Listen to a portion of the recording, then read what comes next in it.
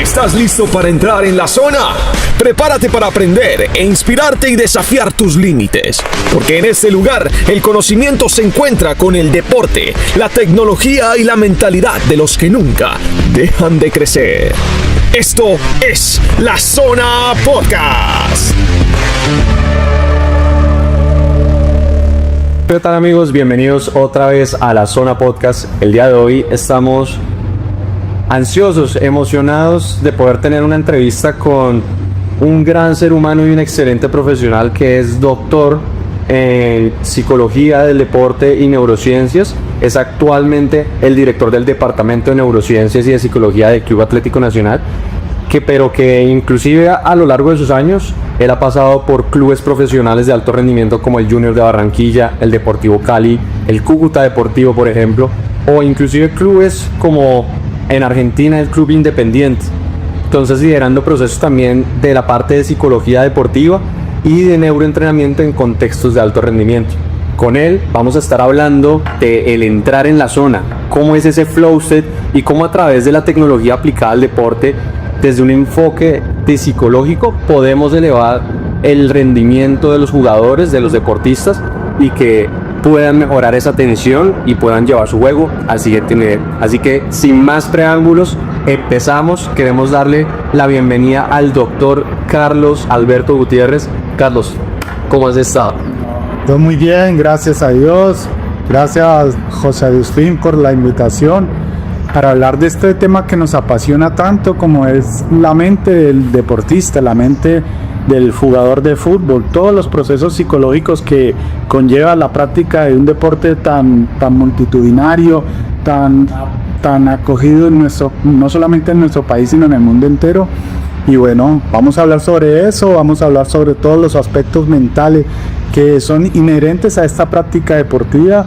Y bueno, no, talento, Carlos, y todas estas, para darle el contexto a toda la audiencia, a todos nuestros oyentes, cuéntanos un poco pues, de ese punto que acabamos de darle introducción, pero pues cuéntanos un poco más cómo fue ese trayectoria. Arrancaste, por ejemplo, en Argentina, volviste acá o arrancaste aquí en Colombia, y luego esta partida, cuéntanos un poco más cómo fue ese. Bueno, les voy a contar desde mis inicios. Practiqué el deporte del ciclismo de competencia durante mi niñez, mi adolescencia y mi primera juventud. El día que decido abandonar ya el ciclismo a nivel competitivo, tomé la decisión, oye, voy a ser psicólogo deportivo. Inicialmente pues estudié en la Universidad de Pamplona, yo soy cucuteño, en el norte de Santander, en Pamplona. Estudié pues el pregrado, de ahí salí graduado como psicólogo familiar. Y antes de terminar ya la universidad tenía los contactos ya de avisado para irme a las Islas Canarias, más exactamente a la Universidad de Las Palmas de Gran Canaria en Islas Canarias, España, para realizar mi especialización en psicología del deporte. La tenía totalmente clara que a eso era lo que quería dedicarme, que el resto de mi vida. Y pues muchos en ese momento, porque en ese momento en Colombia no tenía mucho auge, incluso dentro de mi familia algunos me dijeron, oye, ¿y por qué te vas a dedicar a eso? Algunos me dijeron hasta que me iba a morir de hambre. ¿Por qué? Porque de pronto no conocían qué era la psicología del deporte. Pero yo que estuve inmerso en el mundo del deporte, vi la necesidad de la psicología del deporte. Comencé a atearme y bueno, me fui para España a estudiar. Y al regresar ya de hacer la especialización, regresé nuevamente a mi ciudad, a mi natal Cúcuta, en donde comencé pues a repartir currículos, dentro de ellos al Cúcuta Deportivo. Llevé mi currículum, llevé mi propuesta, me dijeron la famosa frase, no nos llamen, nosotros te llamamos. Bueno, para no alargarles el cuento, pasó la segunda vez al mes, volví a hacer lo mismo, al siguiente mes lo mismo, cada vez mejoraba la propuesta. La llevé 5 veces y nunca pasó nada, pero bueno, yo seguía insistiendo y seguía haciendo otros tipos de trabajo con deporte amateur, y me contactaron un día para trabajar con un programa que se llamaba en ese momento Goles en Paz, y era un trabajo que se realizaba con las barras de de los diferentes equipos. En este caso iba a trabajar con la banda de Lillo, que es la barra brava del Cúcuta Deportivo, porque comencé el trabajo con ellos, comencé a viajar a las diferentes plazas donde jugaba Cúcuta Deportivo. En ese momento estaba en un auge maravilloso el Cúcuta, quedó campeón, venía Copa Libertadores. A ver, la época de Agustín Julio. No, en ese momento el arquero era Rufai Zapata. Peleadores de la vida. Exactamente, entonces en el primer partido de Copa Libertadores fueron a hacer el consejo de seguridad que se hace previo a los partidos. Yo fui junto a un representante de la banda de Lillo en representación de dicha baja. Sí, Consejo de Seguridad, de Salvador Lefía, la alcaldía, el club, y vimos, estando en esa reunión, se me acerca el presidente del club y me dice, oye, me dijeron que tú eras psicólogo deportivo. Ya hasta justamente le dije, no me dijo la universidad y que no lo creí. Entonces estamos en la risa y me dijo, no, mira, necesito que me hagas un favor, necesito comenzar a hacer mi trabajo psicológico por los muchachos. Yo ni pregunté ni quién, ni cuánto me iba a pagar, cómo y dónde. ¿Qué es eso? Si es que es lo que quieres, listo, comencé, preparé el trabajo, lo realicé, él estuvo presente, me invitó en ese momento, te invito al partido de Copa Libertadores para que vayas a la cancha con nosotros en el bus. Pues, en ese momento, oye, estar en el equipo de la ciudad en Copa Libertadores era un sueño. Entonces, bueno, fui. Ese día jugamos, no recuerdo si fue contra Gremio, la verdad se me escapa ahorita, Gremio Porto Alegre. El total fue que se ganó. Al final, cuando bajé al vestuario, me dio las gracias el presidente, me dijo, mira, hoy es miércoles, mañana es jueves, lógico. Mañana es jueves, pero viajo a Bogotá. El lunes es festivo. Carlos, te espero el martes a las 9 de la mañana para que firmes tu contrato. ¿Qué era? Yo que, wow, claro, pero las cosas de Dios son perfectas. Después de tanto haber ido, insistido, tocado puertas, bueno, era el momento. Y ahí comencé con el Cúcuta Deportivo. He estado en esta institución en varias etapas. Estuve en ese momento desde 2007 hasta 2012. Luego pues cesé un tiempo, volví nuevamente.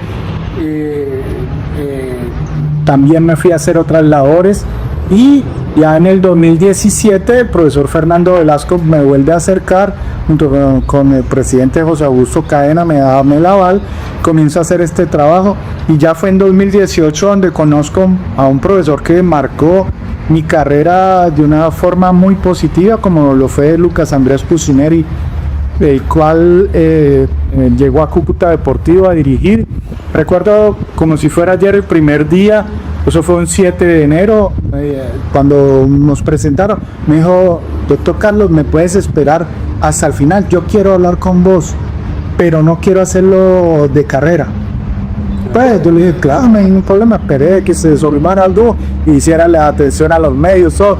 Ya cuando terminó me dijo, bueno, ahora sí, comenzamos por todo el estadio General Santander, alrededor de él, le dimos 7 vueltas hablando acerca de neurociencia, de la importancia que él le daba a la neurociencia, a la psicología aplicada al deporte.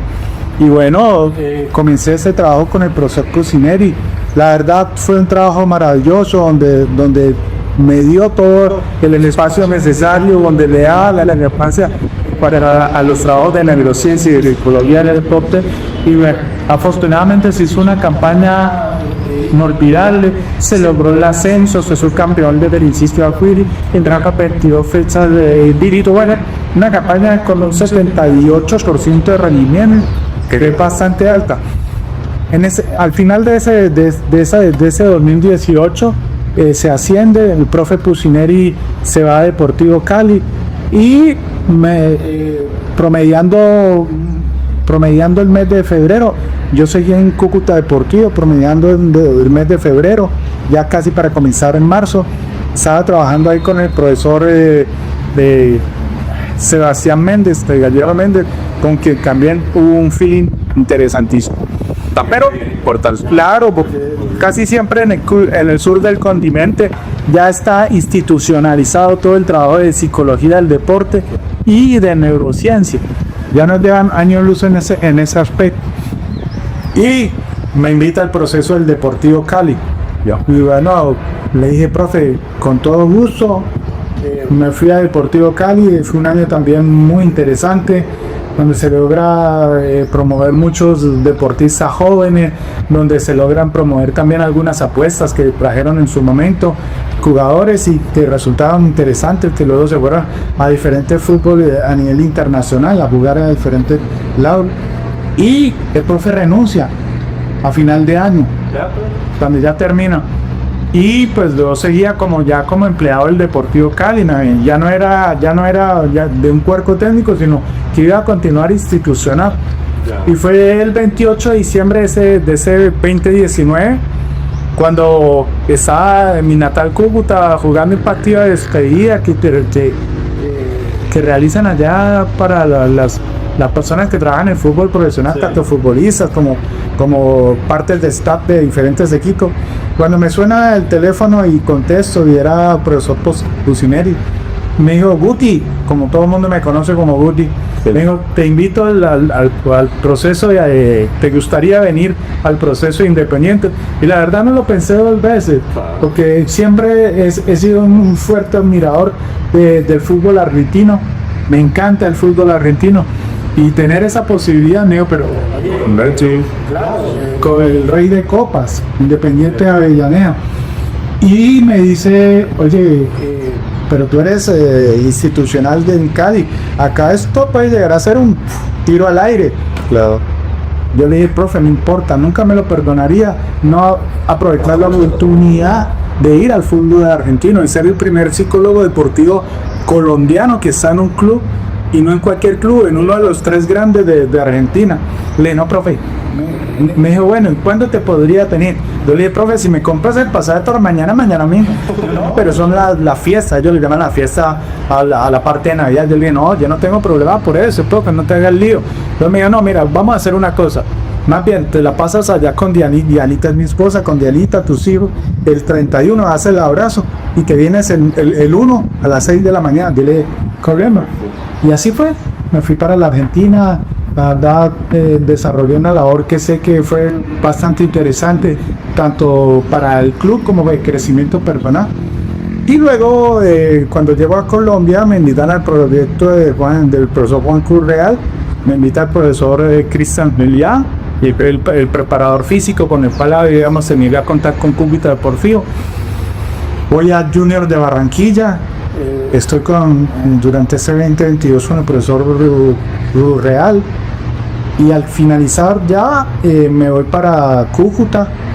Hubo una posibilidad de ir a Mazatlán en México, en último momento se cayeron por diferentes circunstancias, y en esos días me operaron de la vesícula. Estaba en recuperación cuando me invitaron del Cúcuta Deportivo nuevamente. Recuerda que el Cúcuta Deportivo desapareció casi por año y medio. Claro. Cuando vuelve el Cúcuta Deportivo me invitan nuevamente el gerente, el doctor Gustavo Daza, y el presidente José Augusto Cadena, me invitan a formar parte, y yo les dije, si me esperan 20 días que me recupere bien. Claro. Y voy a media máquina porque no puedo trabajar tanto lo de neurociencia porque lo dijeron listo. Comencé el trabajo con Cúcuta Deportivo y al mismo tiempo comencé el trabajo con Ureña Sport Club, un club fronterizo en Venezuela que jugaba en segunda división, ¿verdad? Con el cual logramos el ascenso a primera división.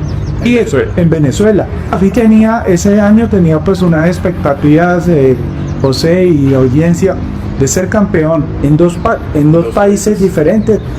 Y ascender con ya se tocaba pasar la frontera. Claro, eso era pues de 15 minutos, pues ahí al lado de Cúcuta. Se pudo con el Ureña Sport Club, pero en el Cúcuta Deportivo, lamentablemente en la final contra Fortaleza nosotros perdimos la serie. Al día de Cúcuta ganamos 1-0, contra Fortaleza perdemos 2-0. Y bueno, no se dio la oportunidad. Seguí trabajando en el Cúcuta Deportivo y llegó la oportunidad, me enteré. Estaba escuchando un podcast de Peláez y de Francisco. En esos momentos estaba en proceso de adelgazamiento, que estaba un poquito subido de peso. Y yo me iba en bicicleta para el entrenamiento del Cúcuta, siempre me quedaba como a 15 kilómetros de mi casa, me servía como abandoné el auto todo y ya un solo audífono, siempre desde que era ciclista utilizo un solo audífono para oír el sonido ambiente de los carros y escucho el Peláez y de Francisco, no, dice Francisco, mira, ve que cesaron al psicólogo Atlético Nacional y yo dice, claro, yo lo distinguía, el doctor Andrés, y cuando al día recordé eso y lo llamé, Andrés, curiosidad, y cesamos la vinculación, y hablé con él, le dije incluso, vos no te rayás si mando la hoja de vida, no hay ningún problema, mandé la hoja de vida, incluso a él le pedí que me facilitara un correo electrónico, nunca, o sea, tal vez lo olvidó. Oré porque soy muy creyente, oré y le dije, Dios mío, si voy a colocar una hoja de vida en Atlético Nacional, si es para mí, tú que vas al futuro y vienes al presente y sabes qué conviene, no solo para mí, para mi familia y para la institución donde yo esté, oye, que sé, si no, simplemente bórralo, Señor. La mandé a servicio al cliente, ni siquiera un correo específico. Claro. Y había un ángel en ese momento, a la cual conocí acá en Atlético Nacional, ya me la presentaron, que la tomó, la miró y fue hasta Recursos Humanos.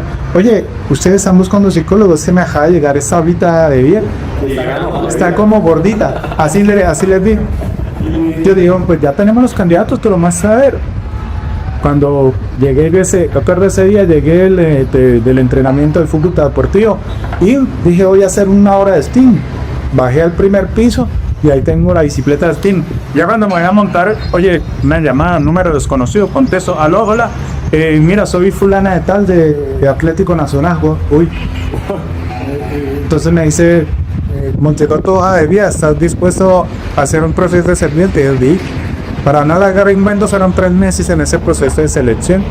Y bueno, aquí estamos, gracias a Dios, en Atlético Nacional, desarrollando un lindo proyecto y al lado de...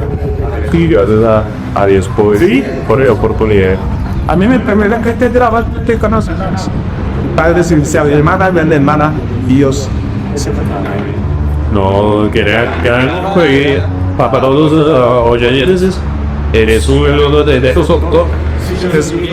Los soy aeroporte de la Universidad de Juárez en México, me asoció con la Universidad de Vigo y con el respaldo de la Sociedad Iberoamericana de Psicología del Deporte. No, súper bien, entonces que me suben más preguntas dentro de ese proceso, entonces vamos a empezar a entrar en materia. Y dentro de esta selección, estos procesos de psicología, cuando evalúas a un jugador, ¿qué es lo primero que se observas en el ámbito psicológico y por qué? Así que, ¿qué es lo fundamental al valorar a un jugador desde la parte de psicología y neurociencias, desde tu criterio? Lo primero que comenzamos a ver es lo que ve.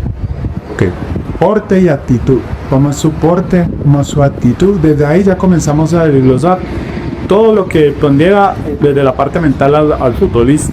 Luego de que ya pues se hace un rapport de uno en una zona en la cual que se establece un rapport fin con el deportista, se le hacen una serie de test psicométricos, en este caso para evaluar habilidades cognitivas como la atención selectiva, toma de decisiones y habilidades concentración, coordinación y otros aspectos que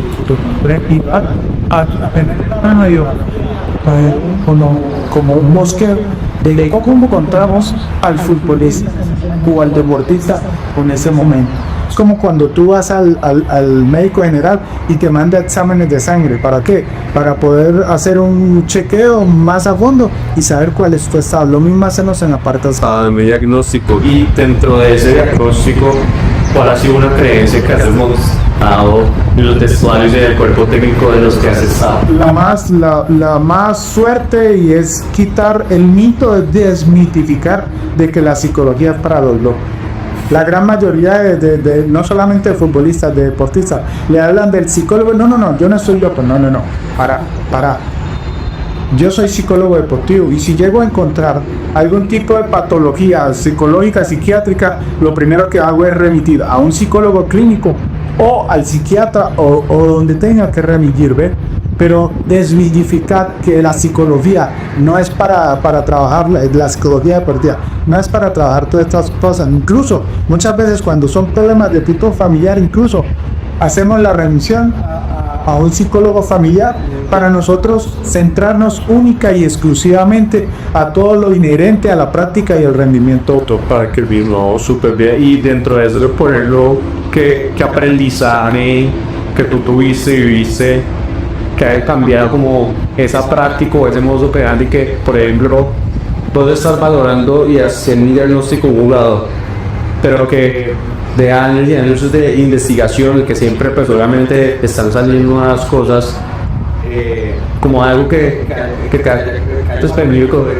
hoy en día ponerlo lo que antes hacías y hoy en día tu escribir no lo haces, sino que es algo totalmente distinto de la práctica para valoraciones y... Mira, realmente de pronto no toma tan en cuenta la disposición y la actitud del deportista. Y la verdad, sin disposición y sin actitud, los resultados pueden resultar muy alterados.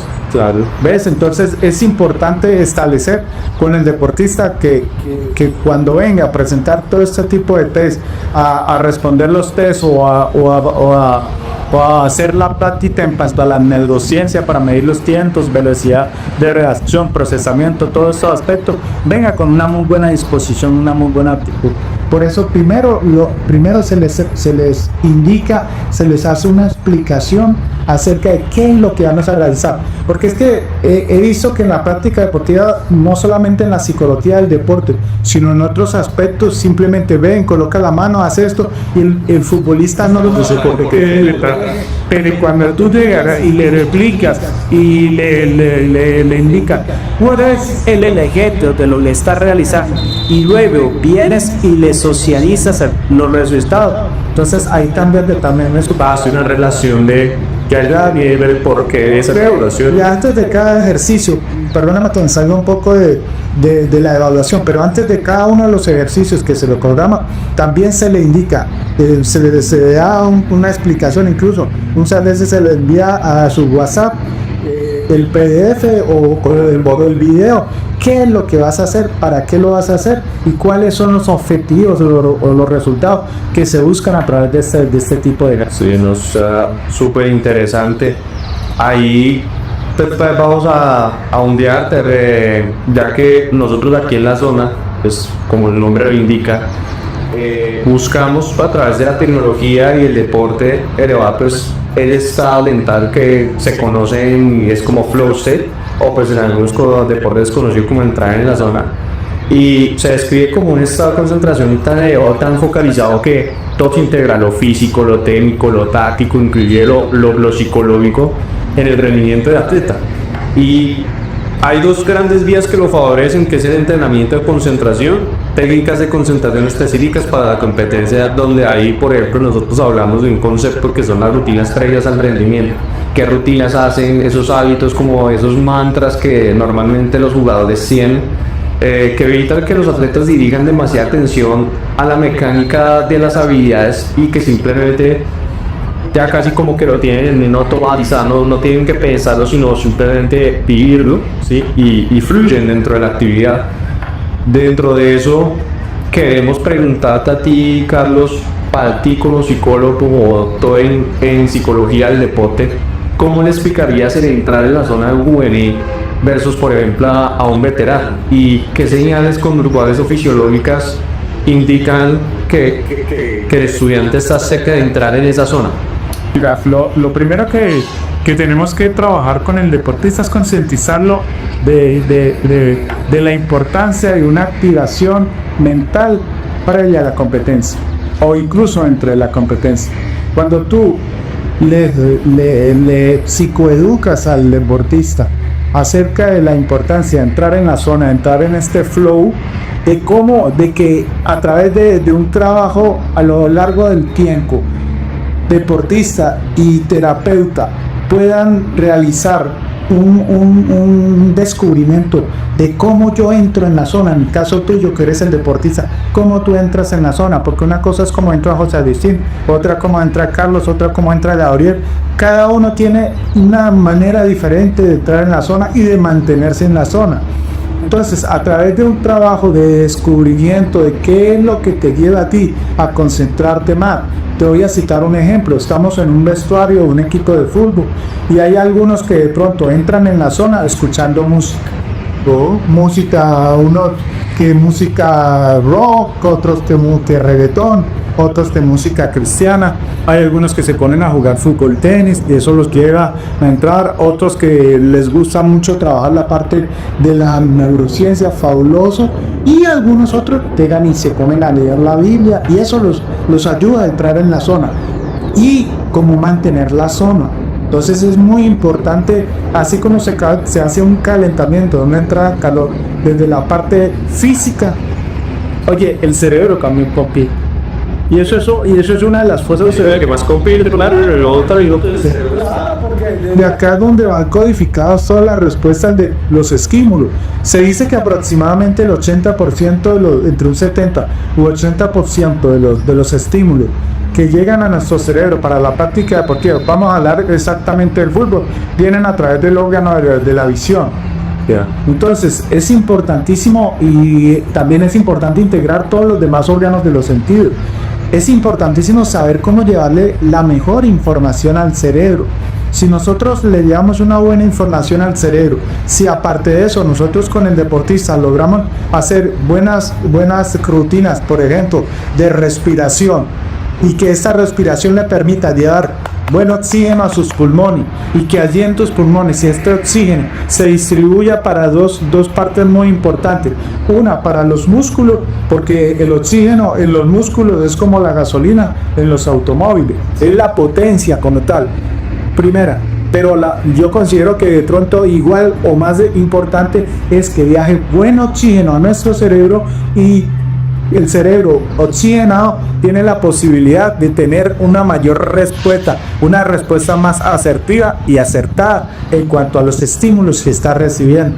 Y eso le va a permitir al deportista estar en la zona, estar totalmente en el aquí, en el ahora. Yo digo popularmente como caballito hipódromo.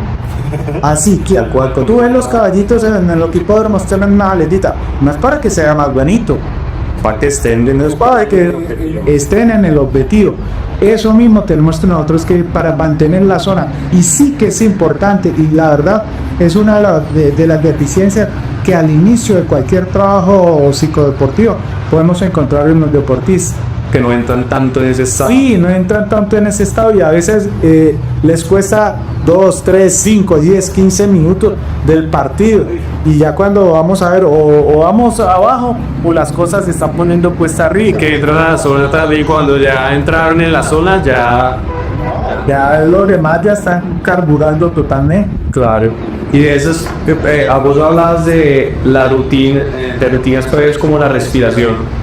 ¿Nos puedes comentar como, aparte de la respiración, desde el tuyo, qué riesgos trae la herramienta como para las experiencias de respiración, poco externo, específico, o cómo las herramientas de exposición y texto competitivo dentro de ese, por ejemplo, las respiraciones de los activos importantes como apariciones amistosos, cambios, por ejemplo, lo ideal es que nosotros no tengamos seamos selectivos en cuanto a los partidos, que no sean importantes o no. Todos los partidos deben de ser importantes, y la rutina, por eso se llama rutina, te tienen que hacer en un amistoso, en una final de Copa del Mundo, en una final de Copa Libertadores, donde sea, o en una recocha de barrio. ¿Ves? Entonces es importante enseñarle en este caso, por ejemplo, la respiración, el modo de respiración antes de entrar a la competencia. ¿Y cómo deberían respirar los atletas? Por ejemplo, yo les digo acerca de 2 o 3 formas de respirar. Ideal para bajar la ansiedad previa a la competencia, para bajar el ritmo cardíaco, para que más calmado, su cerebro esté más calmado, para que tome mejores decisiones. Respirar una respiración de tipo abdominal, desde donde comienza la panza, meter en 3 segundos el aire, lo sostengo en 2 y lentamente por la boca. Tú haces 15 respiraciones de esta, no necesitas de ser deportista y inmediatamente comienzas a ver cómo disminuye tu ritmo cardíaco, cómo te sientes un poco más tranquilo, cómo tienes mayor fluidez en el procesamiento de la... Claro, uno se aclara mucho más. Pero Agustín, la que ya comienza el partido, tú no le vas a poder decir a la rival, espérate, no me quite la pelota, voy a respirar. 3, 2, no. Yo le damos respiración de los... Entonces cambia la forma de respirar, pero tenemos que garantizarle igualmente a nuestros pulmones y a nuestro cerebro y a nuestros músculos el oxígeno necesario. Claro. Entonces ya cambia, ya es 1 por medio. Entonces, nuevamente, me comienza la pausa.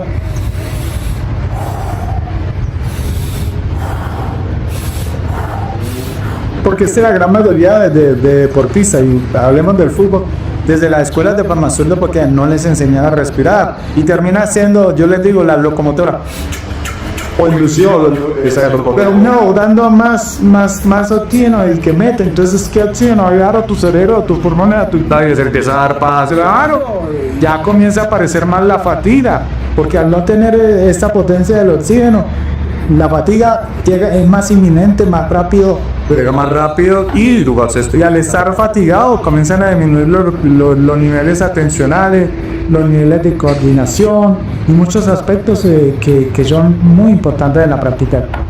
Ahí me surge una pregunta y es, dentro de esta práctica, el papel de la regulación emocional, por ejemplo, la diferencia de emoción versus estado de ánimo y su impacto en la atención y en la motivación del deportista y en el procesamiento de la información. Cuéntanos un poco más acerca de esos temas de lo que es la diferencia entre la emoción y el estado de ánimo y cómo estos procesos influyen y la parte emocional influye dentro del deporte. Mira, es muy importante también educar y que el deportista comience a manejar los conceptos de cómo funciona el cerebro. Y por ejemplo, en el caso de las emociones, ¿cuál es el órgano específico en el cerebro que maneja las emociones? En este caso, pues comenzamos a hablar acerca de la amígdala cerebral. Okay. Y cómo una amígdala tan pequeñita, tan chiquitita, que es del tamaño del narbe, puede llegar a controlar a una persona de 2 metros o de 1,90 o de 1,70, no importa, pero algo tan pequeñito es donde se procesa nuestras emociones. Entonces, ¿cómo nosotros hacer para poder identificar? Al deportista es importante enseñarle a identificar cuáles son sus emociones, cuáles son las emociones primarias, cómo trabajar estas emociones, como si yo soy, como decimos en el ámbito del deporte y más que todo en el fútbol, es de mecha corta, ¿ves? Entonces, los fosforitos, como si yo por cualquier cosa de una vez estallo o reacciono de alguna manera inadecuada, cómo eso me va a traer problemas ahí. Y ahí pues combinamos un poquito con la psicología clínica y comenzamos a indagar con el porqué de esta respuesta, por qué ese inconsciente comienza a aflorar este tipo de respuestas. Y casi en todos los deportistas podemos descubrir de que en su niñez, en su pubertad o en su adolescencia, pues vivieron algunas situaciones que les hicieron tener mecanismos de defensa, como es la ira, la agresividad. Entonces, comenzar a trabajar este tipo de emociones a través de técnicas como la respiración, como el mindfulness, como la relajación progresiva y muchos otros, como también palabras del enganche. ¿Ves? Palabras mantras que, oye, anclas que te digan, oye, Guti, ojo, pará. Que sepa identificarse cuando ya se está disparando, como el nivel de la rabia, de la ira, de la frustración. Entonces, bueno, tiempo fuera, un acting out. Entonces se le comienzan a explicar estas técnicas. ¿Para qué? Para que el deportista sea el que conduzca sus emociones y no todo lo contrario, que el deportista termina siendo el auto y la amígdala cerebral ahí montada encima de él,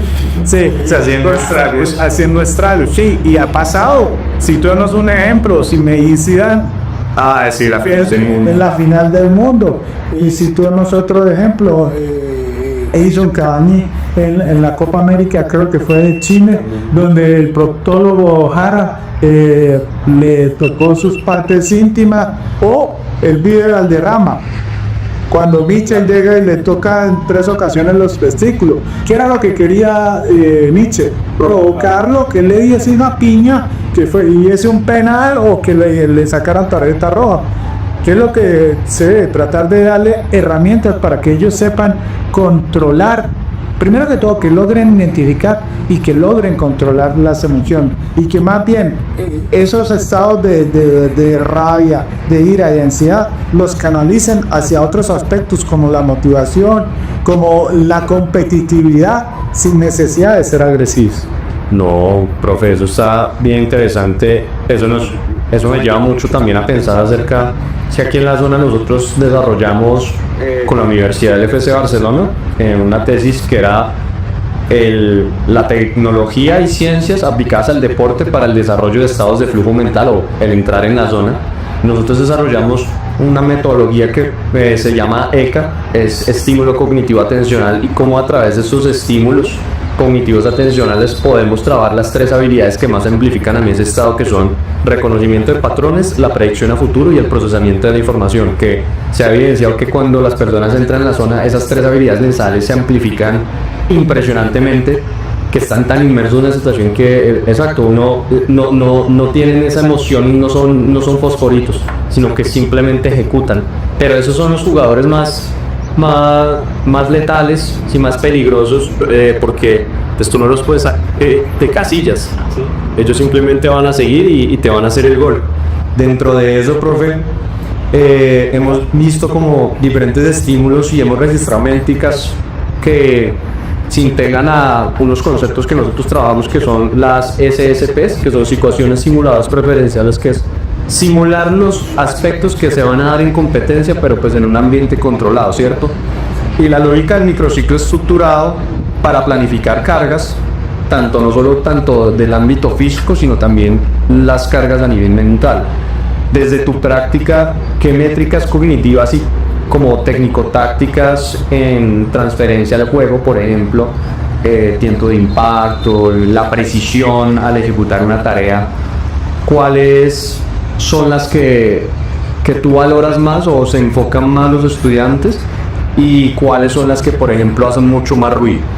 Mira, tú acabas de nombrarla en cuanto a las métricas, toda la parte de simular lo más real posible la toma de decisiones, con la ayuda de toda, como la tecnología que te trajiste acá, Atlético Nacional de las Paredes, tratar de comenzar a trabajarlo, y pues no hacerlo. Hay muchos que creen que lo hago 1 o 2 veces y ya mejoré. No, eso es a través de la línea del tiempo. La repetición hasta que llega a automatizar su Y concepto. algo que de pronto se me olvidó hace un ratito nombrar, y es que mucha gente cree que neurociencia es comprar unas luces porque están de moda y zapatearla, apagarla. No. Es tratar de que identificar qué objetivo tenemos con el ejercicio que vamos a promover. Por ejemplo, si vamos a promover una toma de decisión, colocamos 4 arquitos y en cada uno lo identificamos con un color, y si tenemos un sensor que nos va aleatoriamente a dar un color, y a ese color tenemos que definir que sea una situación real de juego y que sea medible y cuantificable a través del tiempo. ¿Por qué? Porque si yo coloco a José Agustín el primer día, yo sé que van a dar unos resultados que son cómo estás en ese momento. Pero si yo lo comienzo a trabajar todas las semanas, que me estamos dando entre 2 y 3 veces por semana, oye, ya a la semana 2 los resultados son visibles. Nosotros lo hablamos el día pasado de un futbolista que pues no lo nombro ahorita, pero que en el cual, oye, él hace toda la parte de neurociencia con una rapidez, y cuando se le unen algunos otros futbolistas que no lo hacen en el día a día, oye, se nota la diferencia, de cómo su cerebro, sin necesidad de él pensar, toma las decisiones. Tú la decías en ese gol, en ese primer gol, cómo estuvo tan atento, cómo llegó, hizo el scanning durante 3 veces previo y eso lo hizo en menos de un segundo. Claro, y eso es lo que marca la diferencia. Eso es lo que marca la diferencia. Entonces las métricas y las medidas que nosotros hacemos es a través del tiempo. Los mismos ejercicios, pero a través del tiempo y mirando las diferencias, si se produce diferencias significativas entre la primera vez que lo hizo, entre la octava, la 15ª, la 20ª, o no sé cuántas veces, cómo va mejorando, cómo su cerebro nos va dando unas respuestas más fluidas, Mucho más rápido. más rápidas y más aceptables. Claro. Por ejemplo, por las paredes, cómo ese deportista al sitio le pegaba más hacia los lados, y hoy en día, después de unas 20, 30 sesiones, prácticamente todas para el medio. Y cómo eso después lo llevamos a la práctica, identificamos un partido le hacemos el seguimiento al deportista, y ese deportista lo vemos que los pases todos son, y después vamos a la data, Toda esa evolución. entonces ahí podemos identificar patrones que nos ayudan a ver cómo el deportista va mejorando. Mira, a vecino y audiencia, les digo con toda honestidad, todo ser humano, oye, no solamente que inventamos los deportistas, todo ser humano que trabaja en su cerebro, ya sea a través de la neurociencia, ya sea a través de la psicología deportiva, de ejercicios específicos desde la parte de la fisiología y de la preparación física, que vaya a través del tiempo va logrando mejor. Claro, no, y pues nos hablabas un poco de la tecnología, pues nos gustaría saber, y pues para que le cuentes un poco a la audiencia, porque nuestro core y nuestro objetivo es seguir diseñando tecnologías, tanto software como hardware, que permitan ayudar a instituciones, a personas como tú, Carlos, a tener herramientas que les permitan trabajar esa atención. Queremos saber tu opinión sobre esta de las tecnologías de la zona, fortalezas, tantes, que validaría, los aspectos de validación que permite hacer la tecnología. ¿Cuál es tu opinión acerca de lo que nosotros estamos desarrollando? Mira, en el corto tiempo que vengo trabajando con esas paredes, me ha parecido muy interesante las métricas que se pueden lograr y los objetivos que se pueden lograr y la infinidad de estudiantes a través del trabajo apoyados en esta tecnología. Ahí también va mucho en los objetivos que Cuteca, en tu toque secreto, en el ingenio que tenga, en las necesidades que tú tengas. Y la verdad, audiencia, veo en este tipo de tecnología una herramienta muy valiosa, no solo para el fútbol, también se puede aplicar a otros deportes en los cuales podemos nosotros ayudar a la mejora continua de los deportistas. Entonces, yo veo una posibilidad inmensa de la mejora de un deportista a través de esta tecnología y de todas las tecnologías que hoy en día se trabaja en cuanto a la neurociencia. Porque, como les digo, mucha gente cree que las neurociencia son unas luces y apagarlas. Eso es lo de menos, eso lo hace cualquier persona. Compramos unas luces, en 10 minutos te capacito cómo emprender y apagarlas. No, eso no es eso. Claro. Es eso, y hay mucha gente que cree que es eso. No, para nada. De acuerdo. ¿Ves? Que en el dado de los casos no saca todos sus secretos y pues comienza a publicar todos sus sumas y sus trabajos. Claro. Oye, estudien también para que cuando vayan a trabajar con el cerebro humano, que es algo tan complejo, pero tan complejo, tengan ustedes las bases científicas de cómo poder iniciar un trabajo, de cómo ese trabajo sea benéfico para el deportista y no sea simplemente por moda o porque alguien. No, de acuerdo, José. Ahí quiero pasar un poco ya a hablar nuevamente ya desde esa parte psicológica. Nosotros aquí tenemos un tema que es la motivación y la adherencia, y son las metas que ordenan la atención.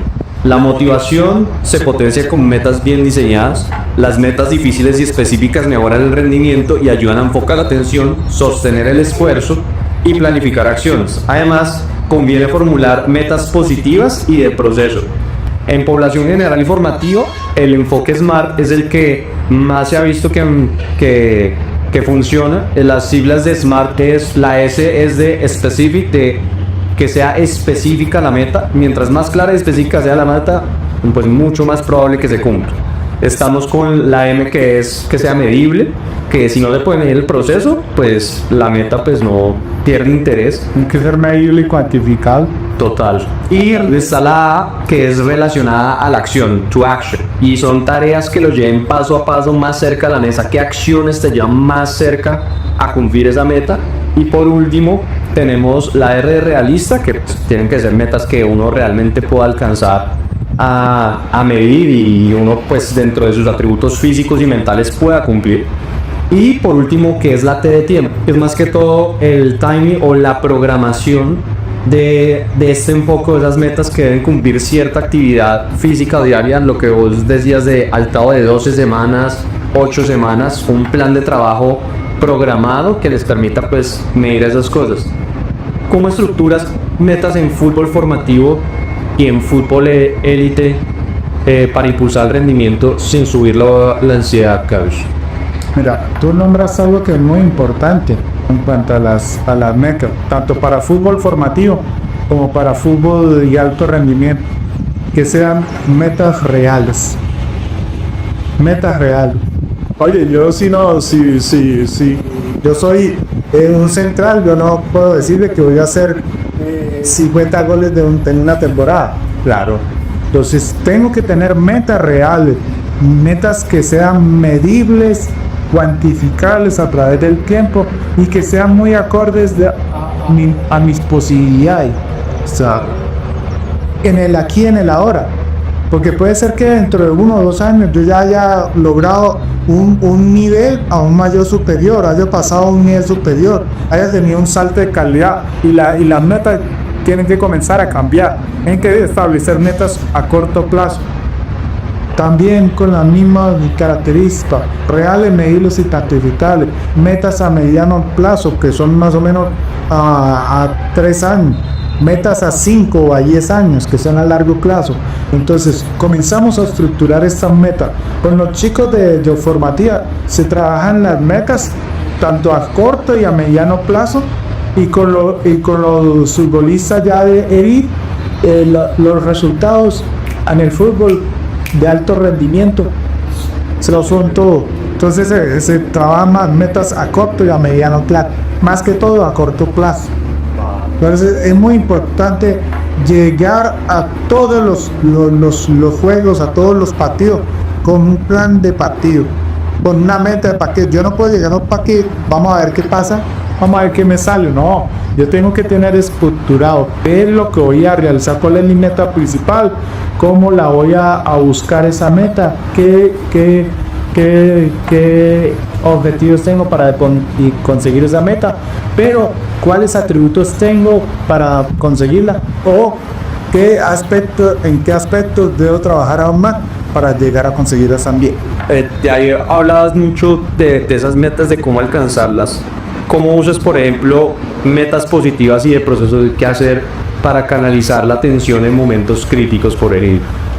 Mira, es muy importante trabajar en el deportista plan A, plan B, plan C. Porque es que normalmente, por ejemplo, tú vas o vas a una conferencia, un coaching, todo es positivo. El positivo, y sale uno empoderado y eso caluró. Pero llega el partido y de pronto en el minuto 1 te meten un gol en contra, un gol de Tamerina. ¿Cómo vas a gestionar eso? Entonces hay que tratar de trabajar y preparar al deportista. Yo soy uno que no me gusta solamente prepararlo siempre vamos a ir con el marcador arriba, sino, oye, ¿cómo están las cosas? Si de pronto el marcador está apretado, claro, o peor aún, llamo el marcador en contra. ¿Cómo yo voy a gestionar tanto mis emociones como mi motivación, como el liderazgo que debo asumir tanto personal como grupal para tratar de que el equipo mantenga esa ventaja, la logre o la remonte? Entonces tenemos que comenzar a trabajar en el deportista, en cómo reaccionar ante cada una de las situaciones que se pueda presentar en cualquier deporte. Y esto no solamente te va a servir para el deporte, sino que va a servir para la vida. Todos estos trabajos que se realizan a través de la psicología del deporte no sirven solamente para el deportista, sino para el ser humano a pie. Entonces es muy importante comenzar a gestionar en ellos ese dominio propio, tanto en el acierto como de pronto en el desacierto. Y yo les digo, en el fútbol infantil, por ejemplo, personalmente tengo una teoría. Hay 3 marcadores. No saben qué dirían: ganar, empatar o perder. Ah, que vos inclusive lo hablamos en estos días, que vos decías, está esa opción, ¿no? Era aprender y aprender. El fútbol formativo se aprende ya cuando pasamos ya a 18 años, a los 20 años, que ya viene la etapa de la especialización como tal. Ahí sí pues lo vio por requisitado, pero aún de las derrotas se aprende. Siempre. De la victoria se aprende. Entonces es muy importante focalizar qué rango de edad. Oye, mucha gente de pronto no le enseña a las escuelas de formación, a gestionar a los niños, no el fracaso, sino la pérdida. Y por eso vemos tantos niños ilustrados. ¿Por qué? Porque es el dueño de la academia o de la escuela de fútbol. Le importa, no, ganamos la liga, ganamos no sé qué, ¿para qué? Para que den más muchachos, ganar más dinero. Pero cuando nosotros enseñamos a tu niño a gestionar tanto la victoria como a gestionar la derrota. Yo te iba a preguntar, por ejemplo, ¿qué consejo para padres o entrenadores les darías para pues encarrilar a sus jugadores a poner y alinear esas metas de proceso con esas metas de resultado? Mira, lo más importante, y FIFA lo recomienda, es que en las edades tempranas ven que su hijo disfrute. Si quiere un campeón en su casa, vaya y entrénese usted y compita, pero deje que mientras tanto deje que su